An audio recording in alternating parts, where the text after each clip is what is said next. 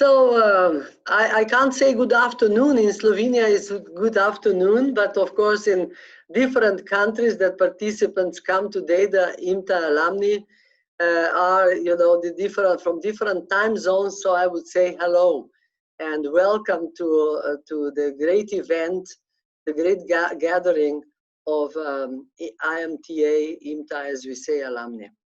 We are very sorry we cannot receive you in Bled, because you know, that's a very inspirational place. As you know, there you were learning and studying and how shall I say, creating friendships and making plans for the future. And we hope that we shall soon be able to invite you for a drink to our terrace and to have you with us. We are, through this Corona crisis, we went as a school and as a CEEMAN, we did it pretty satisfactory, I would say. With concerning financially is not the best, because you can imagine that we don't have too much, you know, no IMTA, no program management seminar, but we shall have it, program management seminar, now at the end of August and then still in October.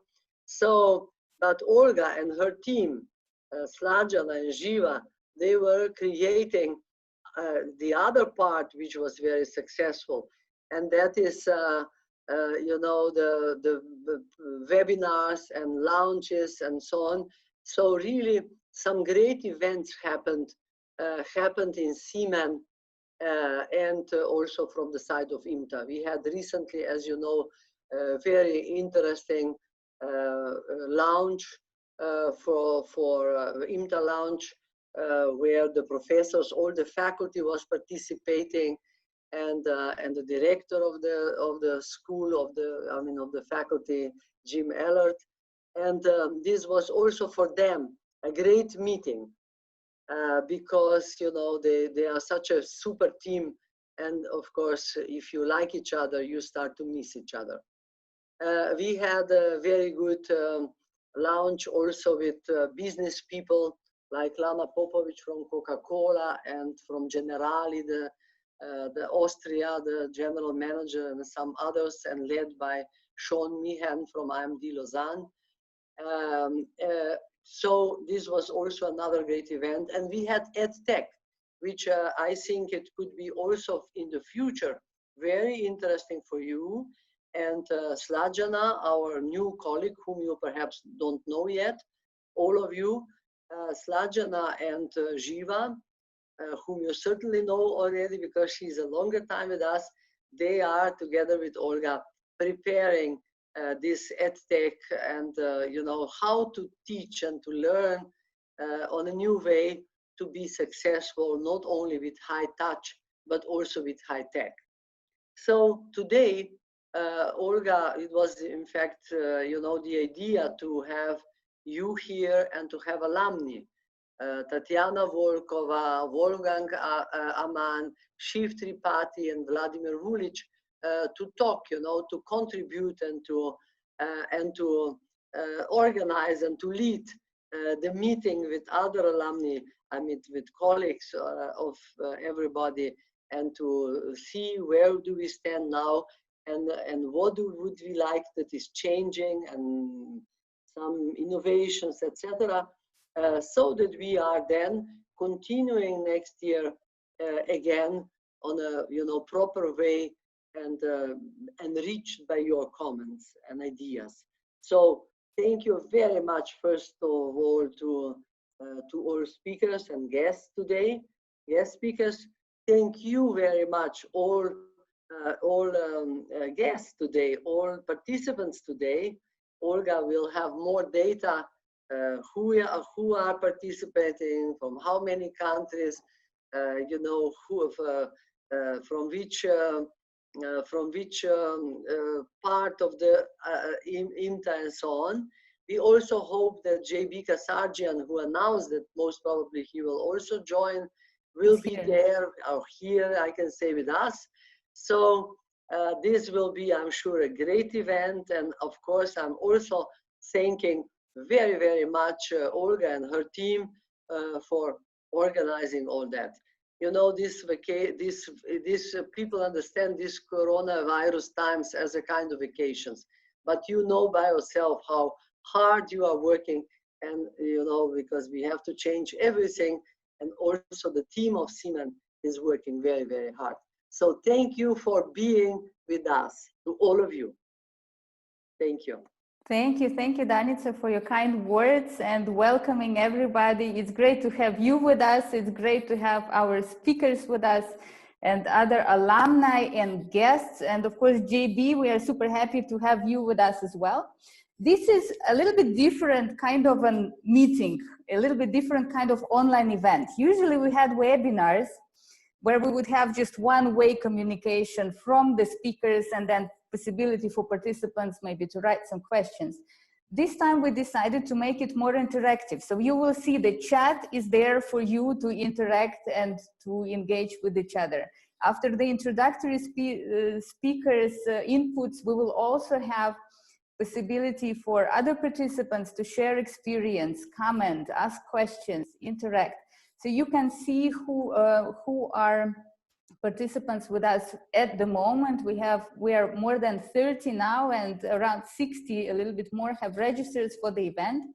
So I hope they will still join us later on.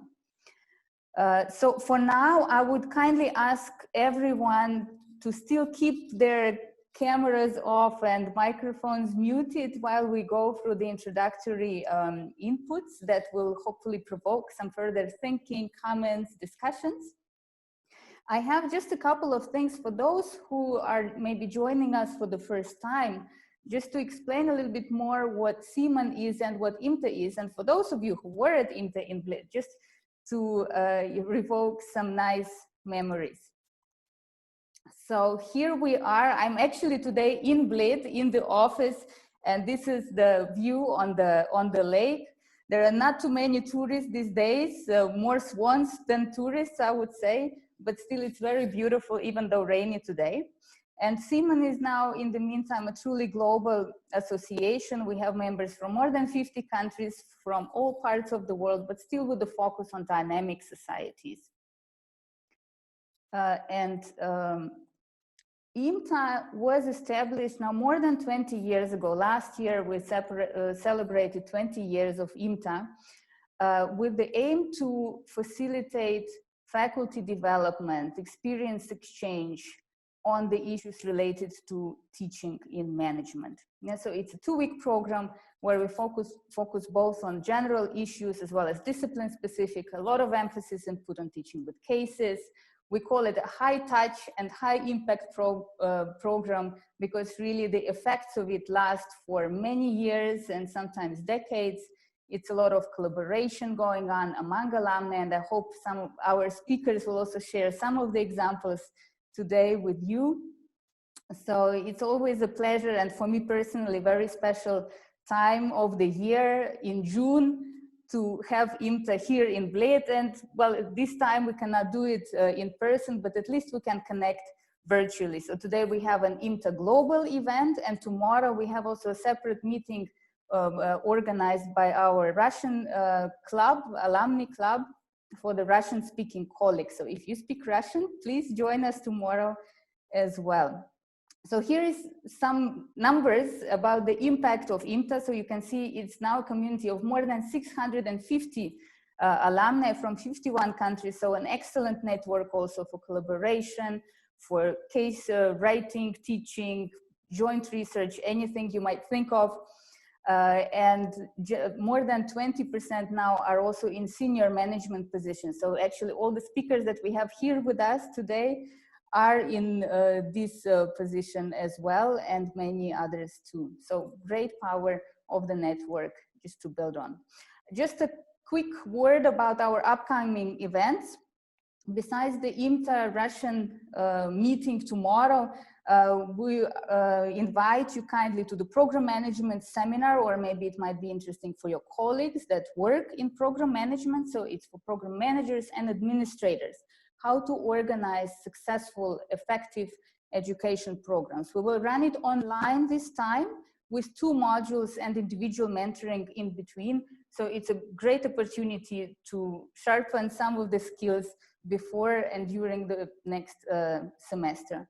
The new program that we are launching in autumn is specifically focusing on online teaching and engagement tools. So I think it might be very interesting for those of you who would like to explore new methods of teaching and engagement in an online environment. And it's co-taught also by your fellow IMTA alumni, Omar Luthi from Switzerland, Kaya Pristupajanca from Kuzminski University, and our EdTech core faculty member, Nikos Milonopoulos from Alba in Greece.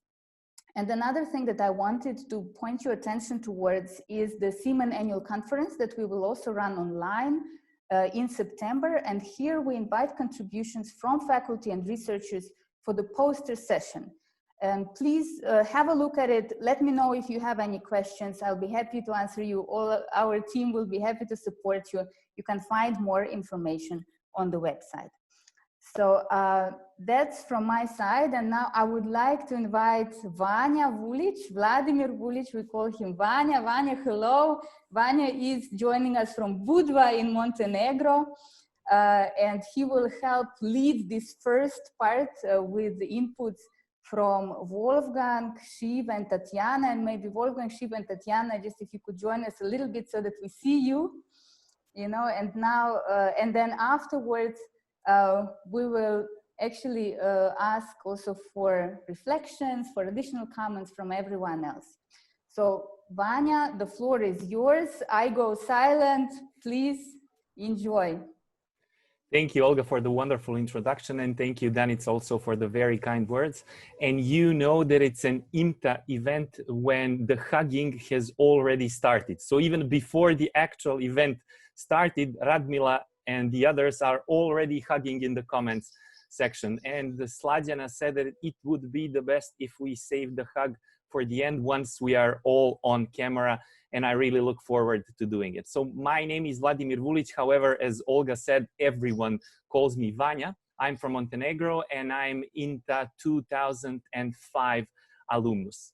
I'm a digital transformation strategist. I'm a co-founder of an NGO called Digitalizujme, which in local language means digitize.me. And you already probably know that I'm a big technology geek and big sci-fi geek.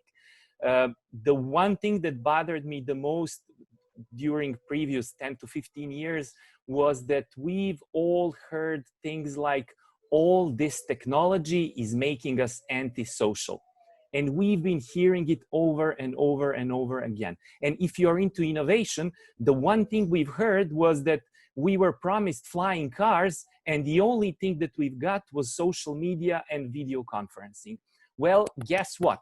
It's the time of the COVID-19 pandemic, so I would really love to see how flying cars would actually be helpful today. So the one thing that we got, social media and video conferencing, are actually the things that are keeping us together during this pandemic. So it's thanks to technology that we are able to be social even in times like this. There will be plenty of opportunities to talk about teaching during the COVID-19 pandemic and the innovative practices. So for once, I'm not going to be speaking about technology. I'm going to tell you 2 short stories that have impacted the way I teach and the way I do business, and then other introductory speakers will tell you will share their stories. So the first story is how I realized that I need to keep in touch with the times. Well, I started teaching at the University of Montenegro very young. So I graduated just a couple of years before and I immediately started teaching. For a few years in the beginning, it was very easy for me to connect with my students because I was just a couple of years older than them, or if I was teaching masters or executive, they were a lot older than I was. However, a couple of years passed and I remember this vividly. It was Monday, 8 a.m., year 1. The class was called Introduction to Business. So I hate teaching at 8 a.m. It's a huge room, more than 300 first-year students. And I was about to quote a famous management thinker. And I did. However, at 8 a.m., I couldn't remember the name. So I was like, what's the name of the guy? What's the name of the guy? And someone shouted out the name. And I said, yes, thank you, thank you. You can be my wingman anytime. And nothing happened. Usually when I do that, I get tons of laugh. So I said, you probably didn't hear what I said. I said, you can be my wingman anytime. And again, nothing happened. And I said, guys, I'm quoting a famous line from a very famous movie. You're probably still not wide awake, so I'm gonna quote another line from the same movie. I feel the need, and then I went all in, like in the scene, the need for speed. And crickets. 300 students and not a single word from them. So it started to get to me, but I said, okay, this one they have to know. So I said, okay, here's the third line. Son, your ego is writing checks your body can't cash.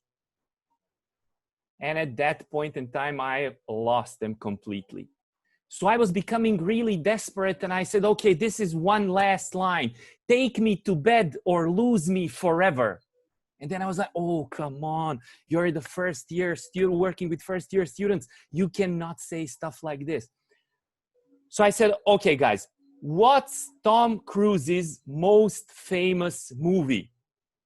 And 300 students shouted out, Mission Impossible. And I was like, what? Mission Impossible. And I said, no, that's not Tom Cruise's most famous movie. It's Top Gun. And they were like, Top what? And it occurred to me that 300 first-year students didn't have a clue what Top Gun was. So the fact that I used to be a cool, hip teaching assistant, quoting 80s cult movies, I am now a rather old teaching assistant who doesn't know anything about what is going on in the world regarding youth nowadays, and I can't relate to them on the level of pop culture. So for a second, I had a dilemma like the principal in The Simpsons has. Is it me who is out of touch, or is it the children who are wrong? Well, as I said, for a second there, I was tempted to say, no, I'm perfectly fine. Previous generations knew Top Gun. It's the damn children who are wrong. But I started thinking and I said, okay, so if you want to stay relevant for these kids, if you still want to be able to connect with them, you need to start changing and you need to keep up with the times. So being old was not the age thing at that moment. It was being oblivious to the new trends and being clueless about what are my students doing, watching, listening in their spare time. And the second story I'm going to tell you is how I actually realized that I always need to challenge the status quo. So there's a national park in what is nowadays Czech Republic, which is called Šumava. And the other part of that national park is in Germany. So after World War II, when the Iron Curtain was raised, one part of the park stayed in what was then Czechoslovakia, and the other part of the park stayed in West Germany. And the Iron Curtain was raised so no one, not a single living being, could pass through. And it's usually not people who live in national park. In this specific national park, there is actually a herd of about 300 red deer. So at the point in time the Iron Curtain was raised, a part of the herd stayed in West Germany and the other part of the herd stayed in Czechoslovakia. And they couldn't move until 1989. So in 1989, the Iron Curtain was torn down. And then when Czech Republic joined the EU, there was not even a border there. So nowadays, it's just a forest, a national park, and you can move freely.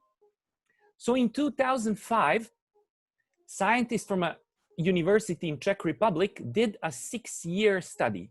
So they took about 100 red deer and they've put a collar around their neck with a GPS tracker. So they tracked their movement for the next 6 years. And after 6 years, they started the analysis of their movement patterns. And the one thing that was most profound that they didn't expect to find out was that in these 6 years, the red deer never crossed the line, the imaginary line, which was the border between Czechoslovakia and Germany. So those deer who were in Czech Republic and were put on a GPS collar, in these 6 years never crossed into Germany. And those deer who were in Germany and were put on a GPS collar never crossed into Czech Republic. That was very funny. But now you say, okay, so they are actually used to not being able to move because they remember the Iron Curtain and they remember how this was. Well, in fact, they don't, because a red deer can only live up to 15 years, 15 years, which means that not a single red deer who ever saw the Iron Curtain was alive at the time of the experiment. And all those deer who took part in the experiment never ever saw the Iron Curtain. So how did they know that they are not supposed to cross what is now an imaginary line that doesn't exist? Well, if you ask Bambi, why don't you go and cross that line? He says, I don't know, but we've always done it this way. I'll go ask my mom. He asks his mom, and what does the mom say? Well, we've always done it this way. Can you ask grandpa, grandma? Well, they are not with us any longer, but when I asked them, they told me that we've always done it this way. So this sentence, we've always done it this way, is arguably the most problematic sentence, not just in English language, but in any language. And I've realized during my 12 years and now 5 years at the university that there's a lot of things that we as the staff are doing, not knowing the reason why, but only because we have always done it this way. So my life mantra has become to challenge the status quo and to challenge why we are actually doing this thing in such a way. So this was a short introduction from my side. And now I would invite first Tatjana Volkova, Professor of Strategic Management and Innovation and former Rector of BA School of Economics and Business from Latvia, and IMTA 2002 and 2005 alumna. I had a pleasure of spending the 2005 IMTA with Tatjana, and we had a great learning experience together. So Tatjana, if you could please, thank you so much. Yeah, thank you. Thank you. Yes. Hello, everyone, and thank you for inviting me to this nice event. And I would like to share with you some thoughts regarding teaching and learning, some insights. Do you see my screen now? Hello? Yes, it's perfectly fine. We can see. Very good. Thank you so much. I will just shortly will introduce my perspective about what Vladimir already started to talk about, how to keep up with the times, but I will be more focusing on how to be ahead of the times, because these changes are really transformative and groundbreaking, and like Dos was saying, that we are in the midst of the increasingly rapid transformation in education. We are part of this transformation across dimensions of purpose, content, pedagogy, and methodology. How could stay relevant, not only for current situation, but also for the future challenges we will be facing as our graduates now acquiring competencies which have to be lasting, also helping them to navigate through this ocean of the change. And that's why this curriculum is the first operational tool for ensuring the sustained development and relevance of education. And of course, this understanding of contexts, we are operating in different contexts, depending on the development level of the countries as well, and the field of studies, and also the priorities set by national countries. But this is clear that we are now globalized, and many of those trends are common for all countries. And there's the questions what we have to ask ourselves, how many study programs are really being built, created around competencies needed for the future. As you here see, there is a such backcasting tool in strategic foresight applied, that we have to understand this future better. If we would like to create better futures, and we need to equip learners with those competencies, bringing us to this future, desired future. And the issue is also about the level of awareness of ourselves about these competencies which will be needed, and what kind Tatjana, of support. Yes. Just sorry for the introduction. It's Vanya. We're only seeing the white screen, and I suppose that there should be some slide instead of a white screen. Yes, I think that's why I will start again to share, and we will see now it will work. And now it's now it's perfectly fine. Oh, yes. Good, just to go for that. Next slide, it's about backcasting competencies. And of course, we need to, as an educators, also to increase our awareness of the competencies needed for coming even 5 to 10 years. Maybe for colleagues, it would be interesting to look at this document UNESCO is working on, this future competencies and future curriculum, because researchers found that there is so diverse meanings behind this word competencies, and concepts remain unclear, but they are working now to prepare the future competencies, which they call also stable competencies, 7 stable competencies for the future. I think it's very interesting material to study. And what the colleagues are saying from UNESCO, that list of competencies often offered without advice how to deliver them. And one of those stable competencies, what UNESCO colleagues are saying, is these are literacy, multi-literacy. And Joseph Owen already highlighted this is a data literacy. We know big data now is a gold, and we have to educate and to prepare our graduates for managing big data as well, this tech literacy, and also human literacy. These perspectives need to be highlighted in the curricula. Students also need to know this digital leadership skills and to develop competencies towards that. So many new things coming into curricula, and I'm wondering myself always, if we are having this pressure to deliver all these new concepts, new tools, and that's why this IMTA is also a good possibility for us to update our own pedagogy methods, approaches, and to share experience, because it's not so easy for being like a good professor or good teacher to follow everything what's going in the field, what you are teaching, and also this understanding how to develop AI capabilities, or even, this design thinking capabilities. We are lifelong learners all the time, and this is what is our profession about.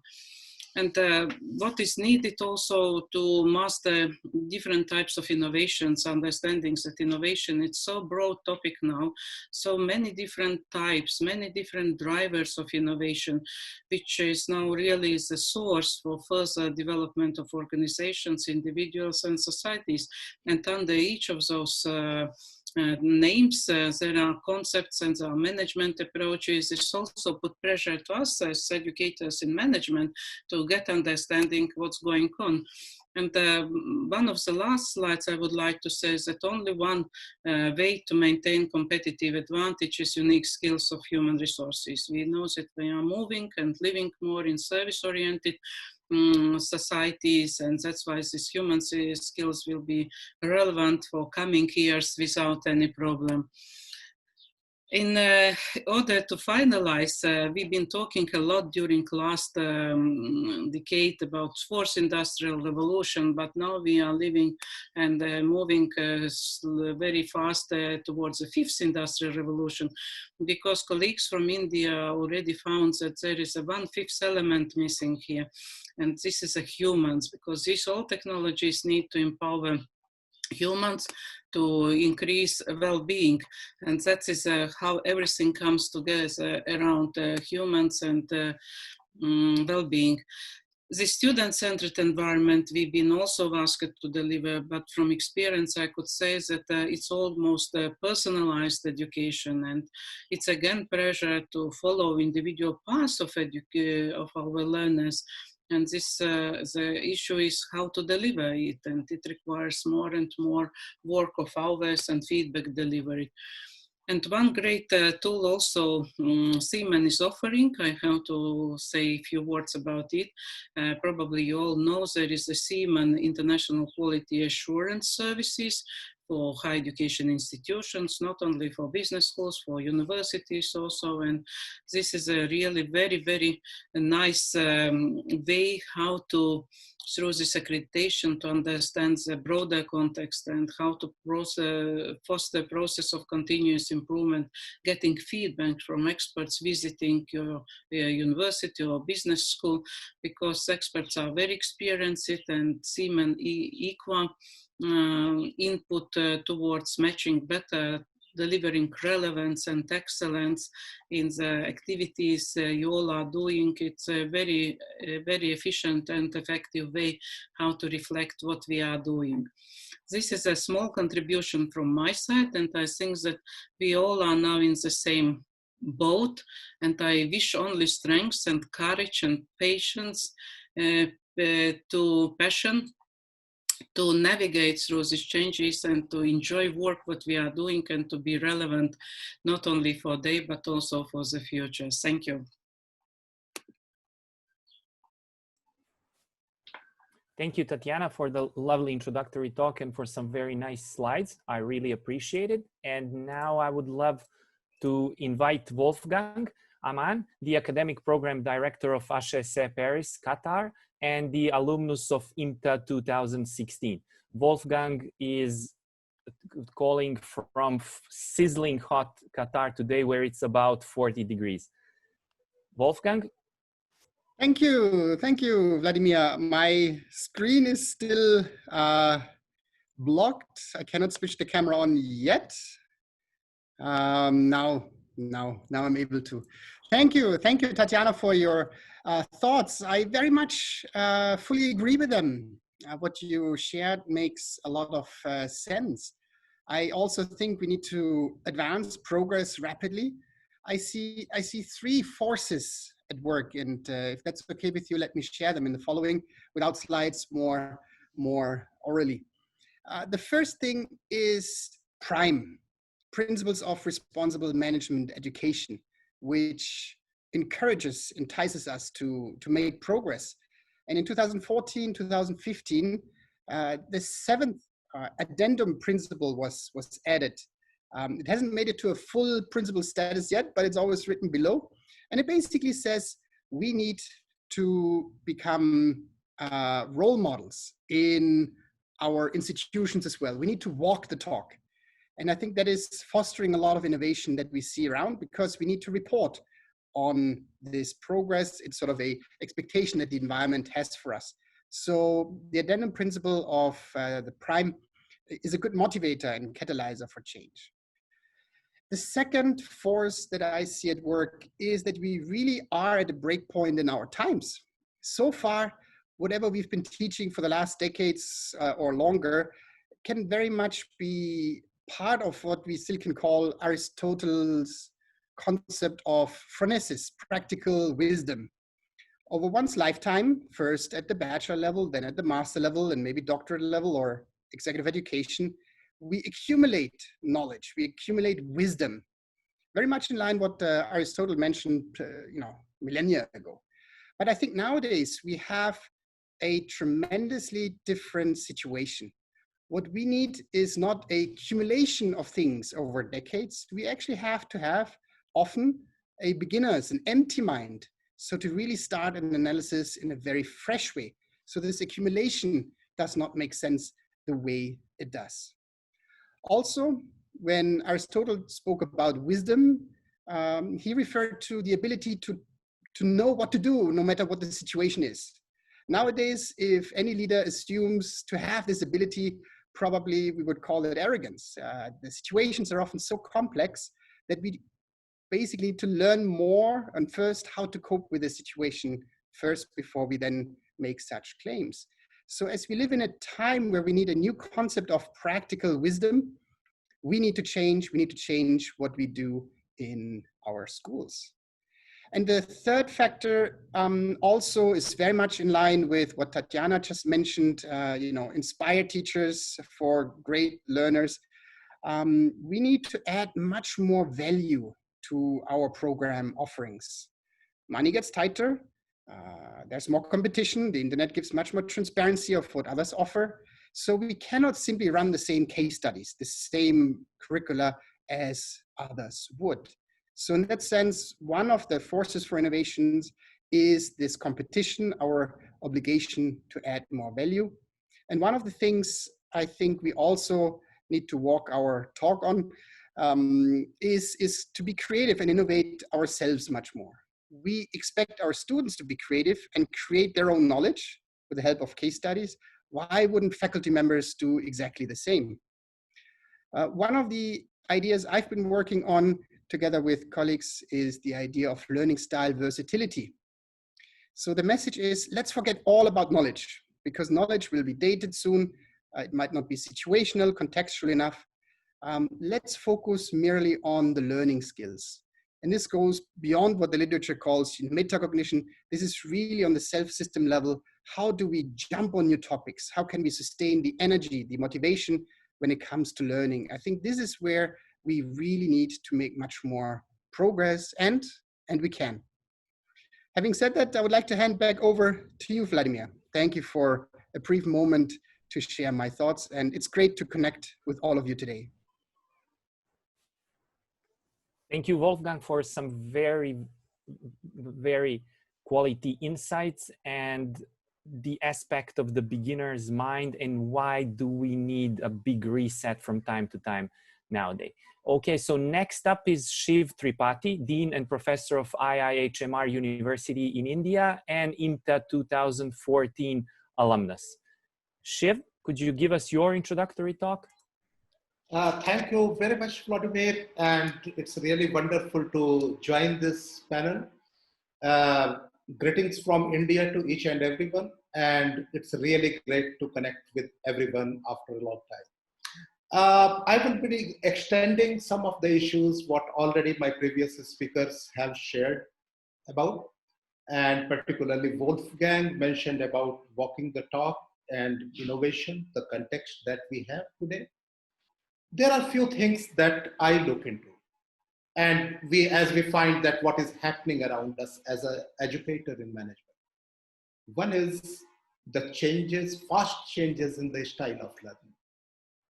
It's not the similar way as the learning used to happen. Wolfgang mentioned about accumulating knowledge while citing the phronesis. So it's not the same way. Our learning process is also changing. The way we learn, the technology is influenced. At the second time, on the other side, we have more and more need for problem solving.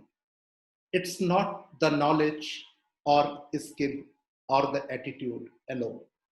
Rather, it has to be integrated problem solving ability. And how we can solve the problem to make the world better. We have number of sustainability initiatives around us. On the one side, we have growing technology and need for development on the other side. The world, at least thankfully, during last 2 decades, we are now working in a triple bottom line era. And in this triple bottom line, when I see the application of this to the context of education, how do we create the knowledge? How do we research? How do we teach? And how we make the impact together?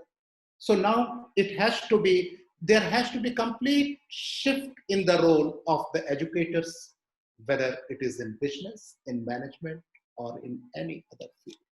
We have to together work with our students, our researchers, and we have to see that the distance between the classroom and the practical context is not only minimized, but nullified.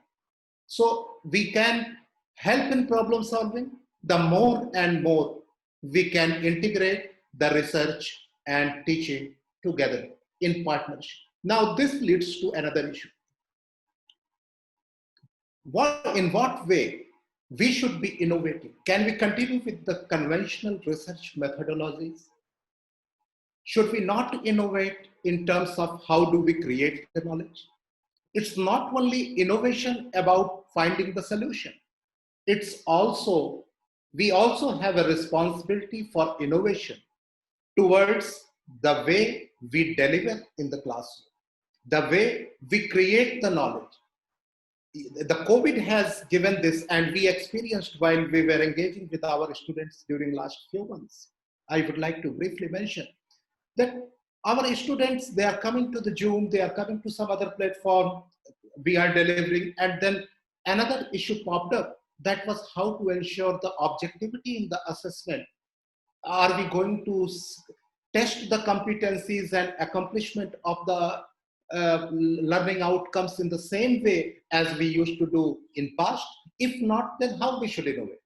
So these are the few things. These are the few contextual things which are changing, and particularly during last 2 decades, I have seen that it has impacted much about our learning teaching content.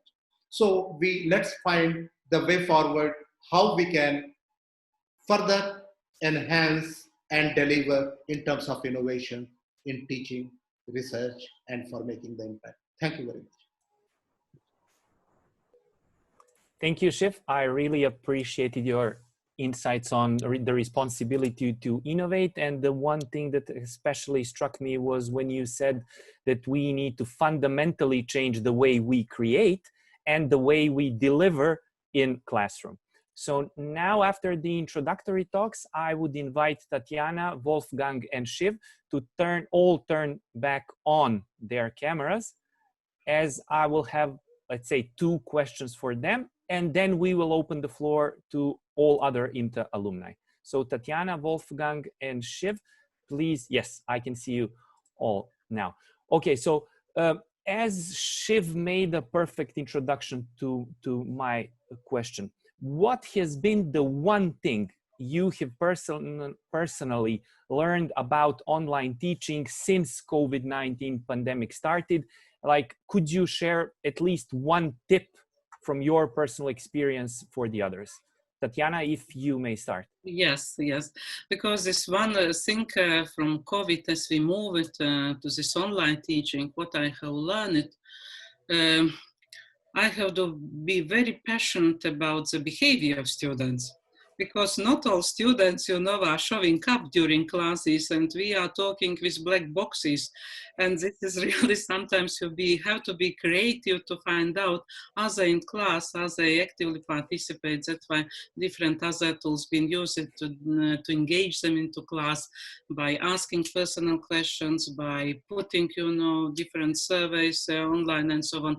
This widened horizon of different tools available for engagement of students in the class, which later, of course, will be used also in normal situation. Thank you. Thank you, Tatjana. Wolfgang, what was your experience? Well, as a strategy professor, I like to think in terms of building systems. So it's not about a goal of delivering something online. It's not about the action. It's about building a system. I think many of us, if I may speculate, have built systems in the classroom where we have our routines. So it's about building systems, again, for the online delivery. So the moderation, the program management needs to function differently in online delivery. And all of these system variables need to be adjusted. And how to do that? I think there's another tool we can use in order to give that system direction. In strategy, we often talk about a pre-mortem analysis. A pre-mortem analysis is, get in a room, discuss that something has failed horribly. And now you calculate backward what this reason might have been, and you take action to prevent that from happening. So maybe instead of a pre-mortem analysis, we also need to have a pre-victory or pre-success analysis, really starting with the idea, okay, what could go wrong, what needs to be in place to happen, and then build this system and literally rip out what is there. It might otherwise be easy for the program management to say, well, okay, the professor teaches from home, I have more free time, or I do just the same case in the same length, in the same way, I push knowledge. No. It's about a system that we need to rebuild from scratch. Thank you, Wolfgang. This was very valuable. Shiv, your insights? Yeah, exactly. My experience has been, I would like to continue with what Wolfgang has just mentioned, is speed and flexibility. And this is what, and I think you also mentioned in your opening remarks, that during COVID, we felt that the things are changing at such a rapid pace, which we never experienced before. And there were many things that we tried for the first time.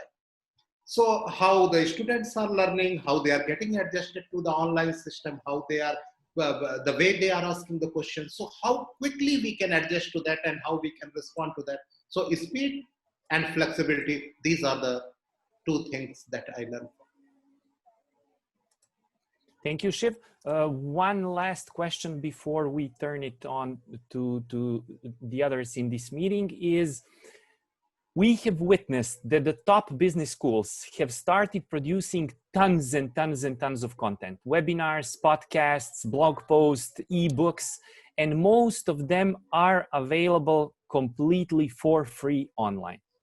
So how are less famous business schools actually going to compete? What do we need to start doing to stay relevant and to stay in business and to be able to compete, live, and thrive in these crazy times?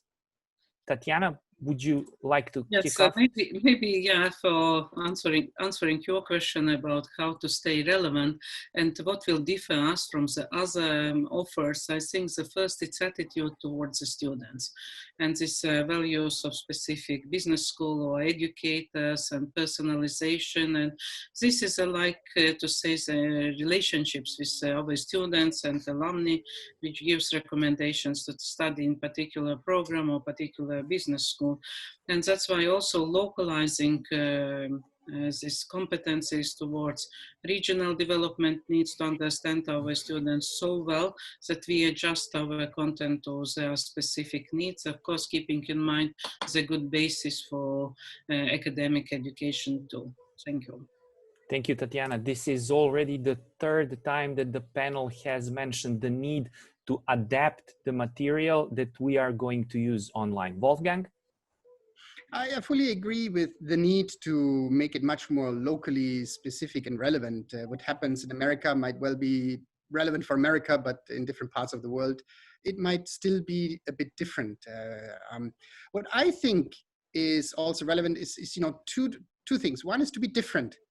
If Oxford and IMD and many other schools offer, leadership in times of crisis, there is absolutely no need to add yet another one with the exact same topic. So let's offer different topics, something that stick out and add value and round up what's there. The second point is we have also a different role that we can play.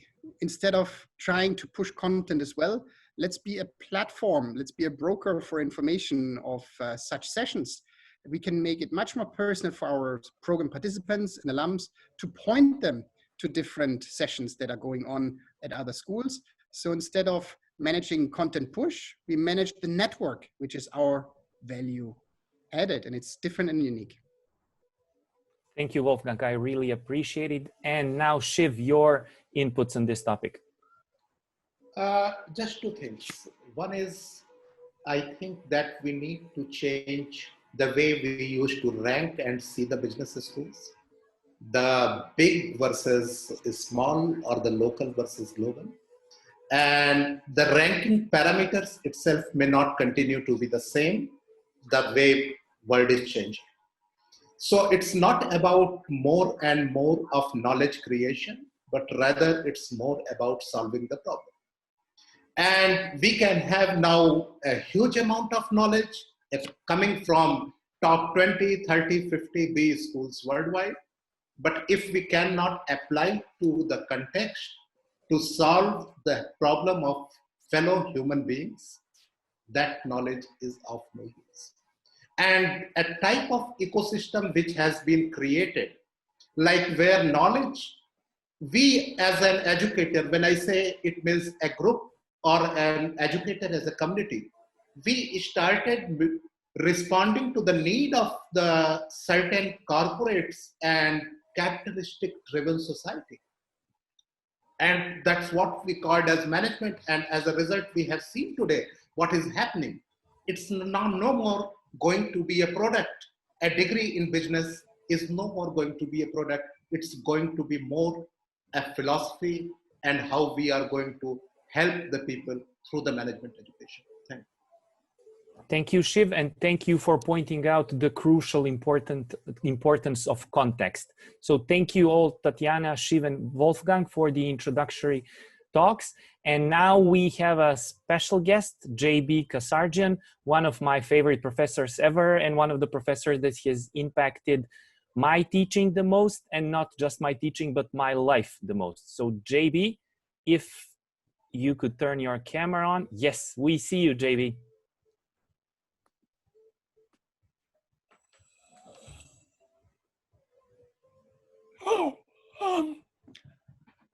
Seeing me may not be such a desirable thing to have at this point. You know, I had to get up at 6 this morning because I'm in Boston. Anyway, great to see all of you. Some wonderful personal remarks. Vanya, I remember when I came to Montenegro. You're still there. That's remarkable. I thought, first of all, I didn't know that I was going to have to say anything at this meeting. So I was very comfortable thinking, oh, for once I'm just going to relax and listen to what my students have to say. And then Olga said, would you like to make a comment? Well, like the deer in Czechoslovakia, I'm used to jumping in. I thought of listening to you guys. I'd like to tell you a little story that some of you may have heard in my class that connects Vanya's two stories and also touches on Wolfgang's point. Many, many years ago, I was involved in setting up a business school in Iran, Persia. That was before the Islamic Revolution. And I'd gone on a case writing trip. I was away for almost 2 weeks, 10 days, 2 weeks. And I came back and we have a daughter, Vani, who at the time was about 4.5 years old. And she was so excited to show me everything she had learned when I was away. You know, when you're 4.5, you learn to change your world every day. So she gave me a drawing she had made. And this was a drawing of a face, of a human face. Up until this time, all of her drawings of people were stick drawings, you know, lines connecting with a circle. It didn't have any physical human features. This one had a face, you know, with a face with a nose, ears, and mouth and eyes. So I thought, wow, this is a big jump. So I took this picture and I looked at it, and I noticed that the nose, it's a bit like my picture on the screen. These holes looked pretty big, you know, in her drawing. So I looked at it and I said, you know, Vanijan, the way you've drawn the nose, and at this point she got from the tone of my voice that I was about to criticize. I think students and children are very good at knowing when you're about to criticize. So she had her hands on her hips and she said, "Papa, that's how they look from where I stand. That's how they look from where I stand." So first way to relate to students is to know where they stand. I think this has become especially true in online courses, teaching online or mixed, whatever, to know where they come from, to know their academic experience, to know their work experience, to know something about their aspirations, and possibly what kind of career they want to pursue. You know, when I teach about leading change, most change models tell you the wonderful destination you want to get to. You want to be agile and flexible, and they get you 8 or 10 or 12 steps to get there. They never work. Do you know why? Think about if you have a destination and you have the steps to get there, what is missing? What is missing is the valley from which you're starting. If we don't know where you're starting from, nothing can take you from there to where you want to go. You know, like a compass. If you don't know roughly where you are, a compass is totally useless. It tells you where north is and south is, which you can tell by the sun. So the first thing is you have to know where they're starting from. But unlike the deer in Czechoslovakia, who said we've always done it this way, human beings, as I pointed out to my daughter, they are continuously learning.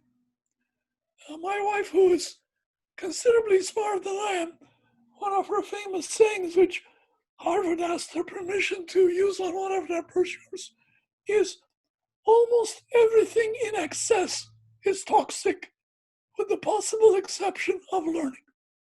So the learning, though, is the one advantage we have.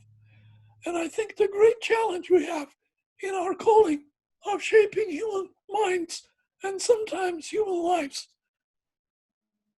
is to understand where people are at the moment, that they come to us, and together work towards destinations that we both value. That's all I have to say. Thank you. Thank you, JB. This was wonderful, and it brought me back to way back to 2003 when the first time I met you and the first time I had the experience of learning from you. And up to nowadays, like the two things I love the most about you is the power of storytelling. So you were actually the first person who mentioned the power of storytelling to me, and you always deliver it in an absolutely fantastic way. And the second thing I love is that you always speak so highly about your wife, and thank you for both of these things. And my nephew, Nicola's son, is exactly 4.5 years old, and the thing you're telling me now is exactly what is happening with him every single day. If I don't see him for 2 days, next time I see him, his whole world has completely changed. So I perfectly got what you were saying. Thank you, JB, and thank you for waking up so early for us. And the one thing you mentioned, Montenegro, this is actually the first time since the pandemic started that I'm actually teaching face-to-face, giving a face-to-face class, and I'm actually at the same hotel you were staying when you were in Montenegro. So these were, let's say, the introductory talks with the special appearance from the man, the legend, JB Kasarjian. And now I would like to open the floor to all of you. So the rules are very simple. Just type in the chat box, in the comments section, just type plus or me, or I would like to chime in. I would like to put my 2 cents in. I will call out your name, turn on your camera, and for next 2 or 3 minutes, please keep it shortly. You can give us your feedback, your insights, or how did you like the session and what are your impressions for what we have been discussing?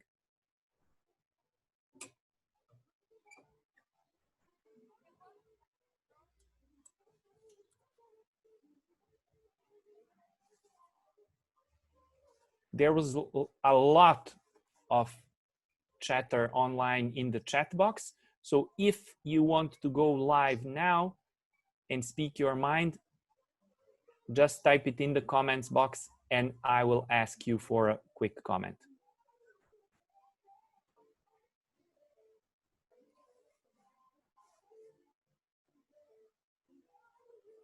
So Jennifer Pope said that she would like to go first. Jennifer, if you're ready, please turn on your camera and I would love to hear from you.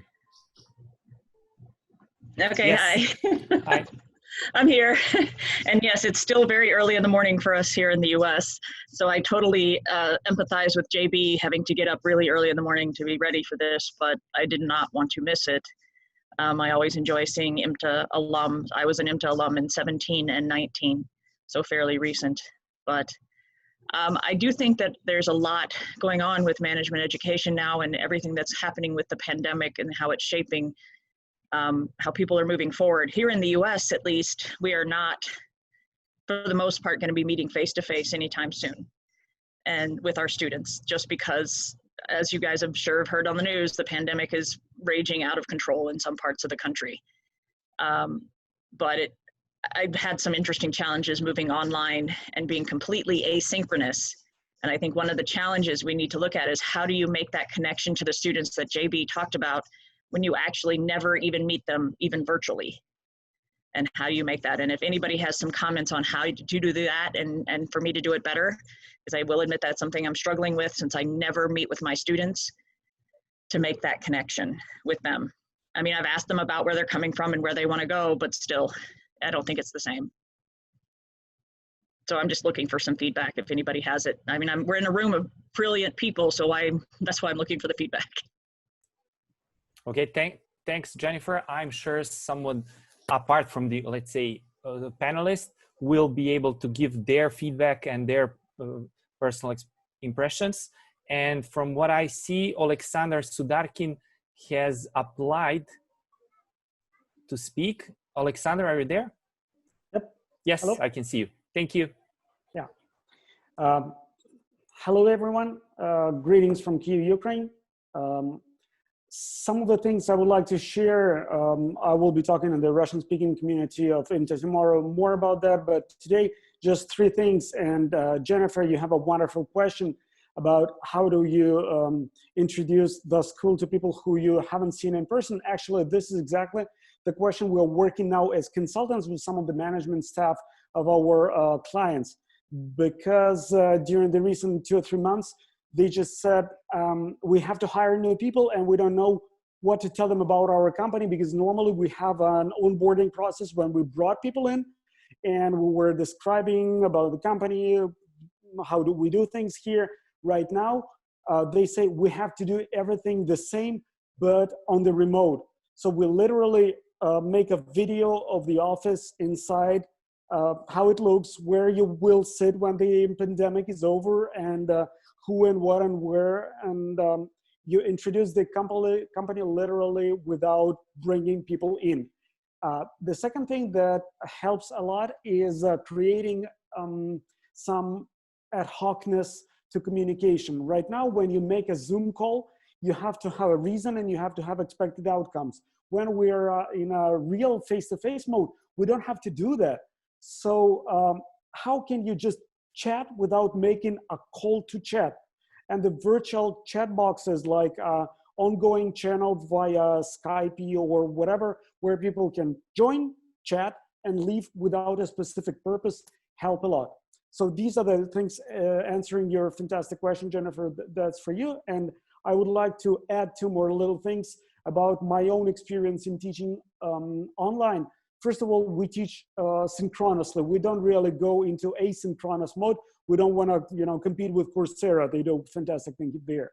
So right now, what we did is we engaged in Zoom teaching, and the most challenging thing for a lot of professors, especially with a strong experience, was that when you see people in front of you, they energize you.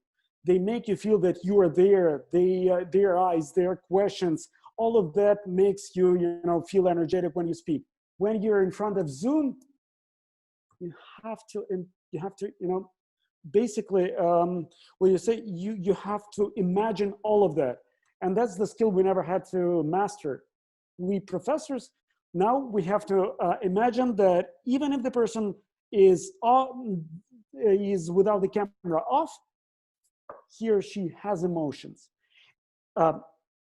And your energy in doing that helps them bring themselves in. So imagine how people would react, be energetic as if they are reacting. That was my answer to, a blank screen in front of you.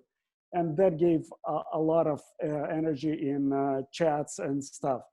And we are actually in Ukraine, finishing my speech. We're getting ready to the second part of the quarantine. And at first we had to, say, please don't come to school. This is not allowed. And even if you can get in, don't. Right now, a lot of people are saying, well, it was so convenient to study via Zoom. So can we partly stay at home without traveling to school? This is the second challenge we're actually facing now. And I don't have an answer to this yet. How do we, split groups or do some teaching face-to-face while some people are sitting behind their laptops at home? That's the challenge we have to go through. Thank you.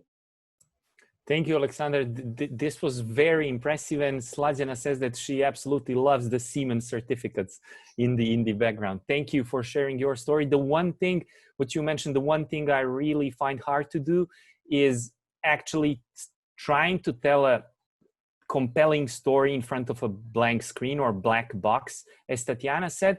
And the other thing is trying to make a joke. I put a lot of jokes and a lot of humor in my talks.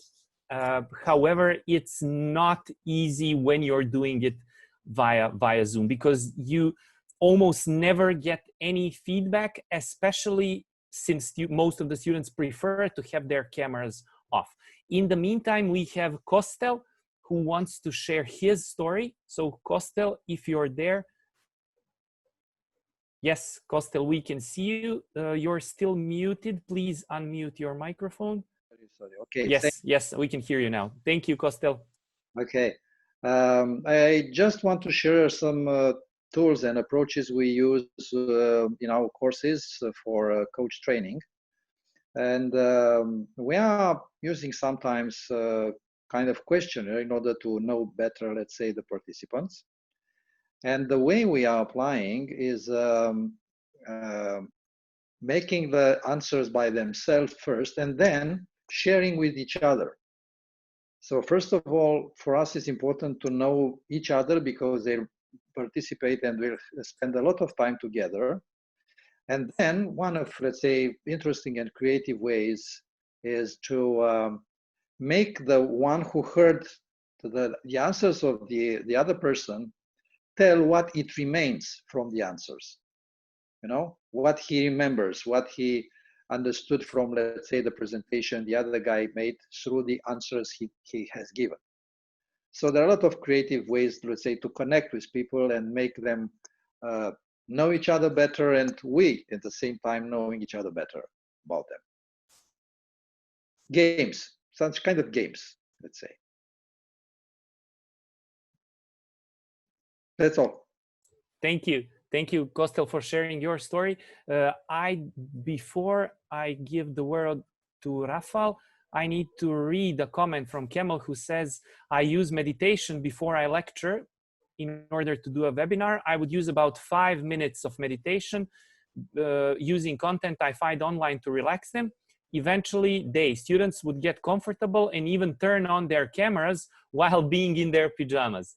Another way is telling them we having a certain theme and they need to dress accordingly and turn on cameras. So like a Halloween party, just to engage, but it has definitely helped to break the ice. Thank you, Kemal. These were two very good practical tips. So next up is Rafal. Rafal, yes, I can see you, but yes, I can even hear you now. Thank you. Thank you very much. Thank you for this possibility to speak with such a great other participants of this panel. I want to say that from my point of view, these methods of teaching online are, I don't want to say the same as teaching classical, because it's not true. But I think when you can engage people online on very high level using case study methods, and I think what we made with JB during IMTA, what we made with other professors during IMTA, it works really in online synchronous teaching, and what I love in teaching online now, because of Zoom, because of Teams, we can really work in small groups. We can give people a question to discuss in these groups. And what is the most important, what is the way to be successful as a teacher, is to engage people in exchanging opinions.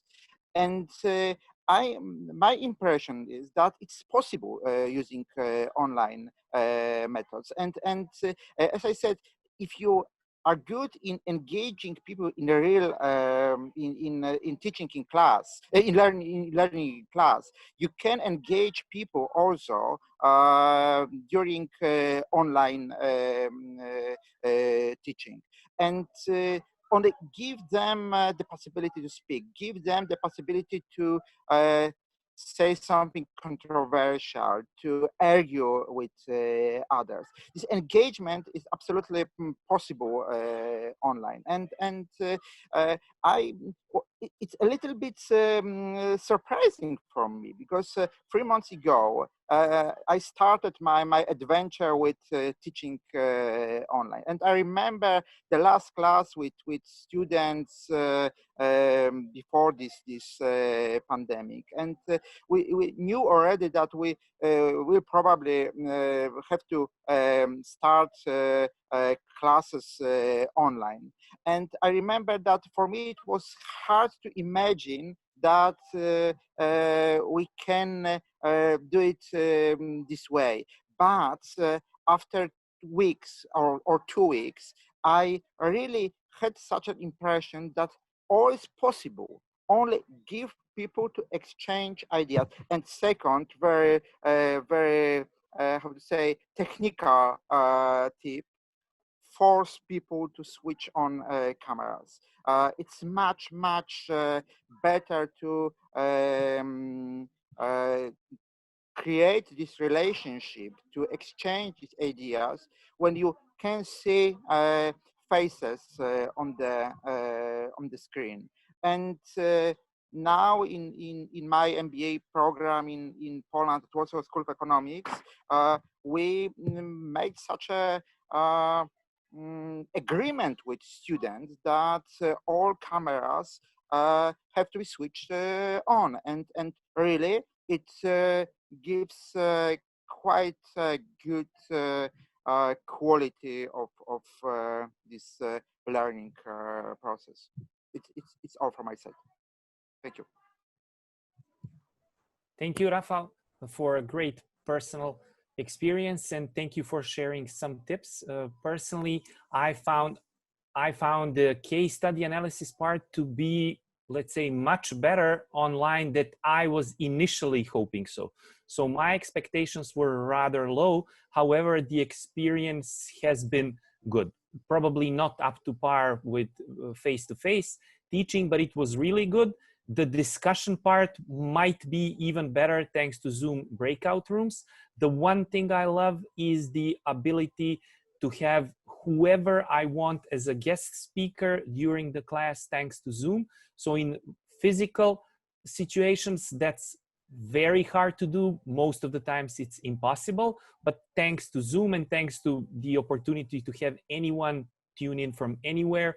This was very beneficial to the students having guest speakers. So next up from Singapore, it's Jensen Go. Jensen, are you there? Yes, I'm here. So let me turn on my video. Yes, we can see you. You're in outer space, my man. Yeah, hi. Okay. Hi, yeah, so Singapore is actually late at night already, yeah. So I missed actually most part of the session. I marked on this, although I'm no longer teaching in the university now, but I have done some professional teaching recently using Zoom. So I just wanted to share some of those tips that I find it very useful. The first thing that I always believe in is this is a completely different way of teaching versus face-to-face. So at the very start, you got to get your student familiar with how to use Zoom. So I actually engage them with quite a number of activities, like starting out to get them to all turn on their videos and wave their hands so that I can see everybody know how to turn on their video and waving their hands. I will have a slides that ask them to, can you just annotate on my slide? So just find the annotation button and then just stamp a love on anywhere that you liked. So in some sense, you get them to become very familiar with all the various features of Zoom. And at the same time, also kind of like create that safe environment for them to feel comfortable in interacting using the media itself. So I think this is a very important step, in my view, is to create what I call a psychological safe environment for them to feel safe to do so. Then once you do that, actually, I realized that most of them would turn on their video all throughout. And that's something that I discovered. The other thing that I did quite often is what I call formative assessment-driven learning. So at a various different stage of the slides, you can plant in tools like Pool Everywhere, put in some word crowd to ask them, okay, can you guys think about this particular topic, let's say about leadership. What do you think leadership is? Then everybody can input it using their mobile phone. You can actually see it on the word crowd, and then you can have a discussion on that. Or you can do some kind of questionnaire with poll to find out, what is the thoughts about the class. So through those kind of media, you can actually engage the students quite actively. At least most of them, that they're actively thinking as well. So and because you're using those tools and their names are tracked, you also know who are the ones that are not interacted, and then those are the people that you often will pick up when you need to have some answered question answered. So just pick up their name and get them to interact. So I think this is actually a very trying time, because normally if you do in the class, you can see the body language, you can do a lot of things, but unfortunately in Zoom, the most you can see, even on my iPad, you can only see 9 people at any one time. So you have a class of 20, it's actually quite hard for you to do that. So that's some of those techniques that you can consider using, like Pool Everywhere, having some kind of design thoughts about, as you explain certain things, what are some of those questions that you can use to engage the students. There's also one more thing that I did was treating my screen as a whiteboard, because they know annotation. So we do a co-creation exercise together. So for example, when I was teaching a quality course on fishbone diagram, I draw a fishbone diagram and I say, hey, let's draw out the bones, and everybody participate to do it. It doesn't always work, but at least you have a different ways to engage them in a very different way rather than just purely assessment. So that's just some of the tricks that I've used in my class. Yeah. Thank you, Jensen, for your valuable insights, and especially for some very practical tips.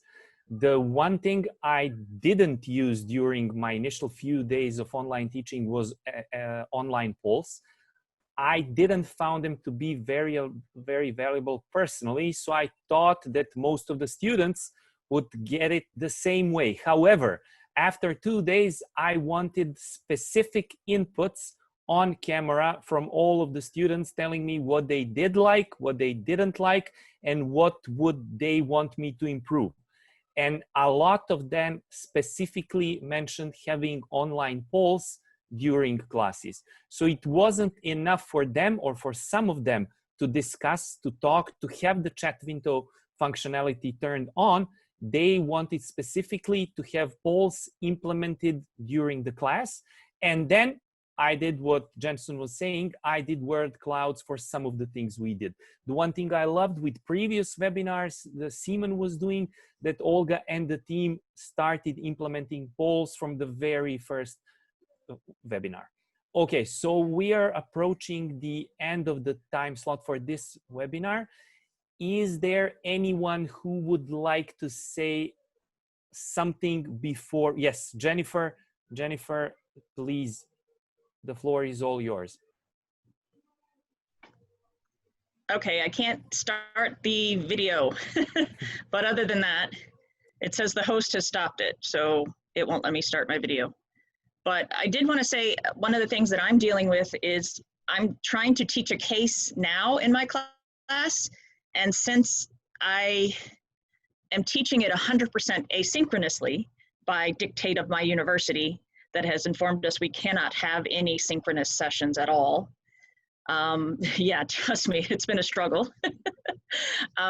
Is what I have done is I've given the students the case to submit their thoughts as an individual, but then they also are doing a discussion board as well as a group activity based on the case.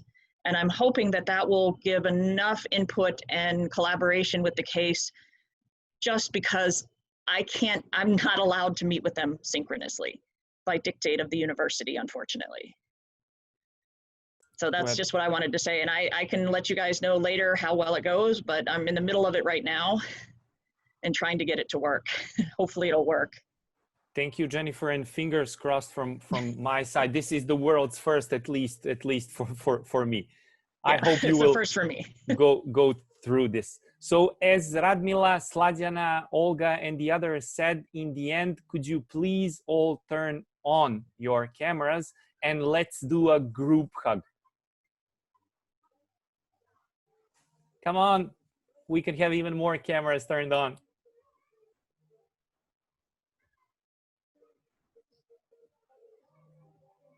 Okay, now here's a hug for everyone. Group hug, people.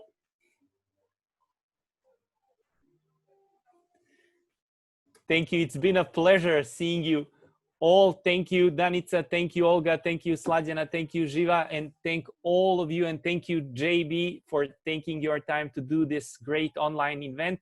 Olga, final words from your side. From me and from Danica, you know, wonderful to see you all.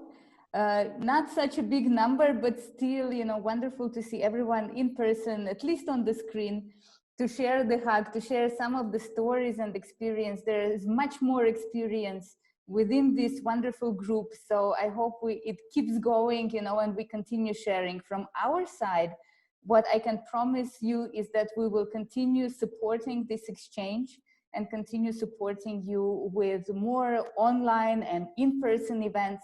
In autumn, besides what I mentioned before, we will have also individual sessions with each of the IMTA faculty, and we want to bring more also expertise from IMTA alumni in something similar like what we did today, that we would have more introductory inputs and then more discussions going on from autumn onwards. So thank you so much. Danica, please, some final words. Unmute yourself, please.